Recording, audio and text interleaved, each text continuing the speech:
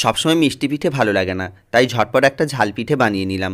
তার জন্য প্রথমে আমি পিঠের পুরটা তৈরি করে নিয়েছি। আমি এখানে বেশ কিছুটা শীতকালীন সবজি ব্যবহার করেছি। আপনারা চাইলে আরও বিভিন্ন ধরনের সবজি দিতে পারেন। এর মধ্যে দিয়ে দিয়েছি বিভিন্ন ধরনের মশলা, জিরে গুঁড়ো, হলুদ গুঁড়ো, লঙ্কা গুঁড়ো, ধনে গুঁড়ো, চিনি, গরম মশলা, ঘি দিয়ে ভালো করে কষিয়ে এটাকে নামিয়ে ঠান্ডা করে নিয়েছি।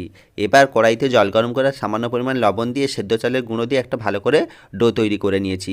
আপনারা চাইলে এটা ময়দা দিয়েও করতে পারেন। দিয়ে ভালো করে এটাকে বেলে নিয়ে এইভাবে গ্লাসের সাহায্যে ছোটো ছোটো করে একই মাপের করে আমি কেটে নিয়েছি।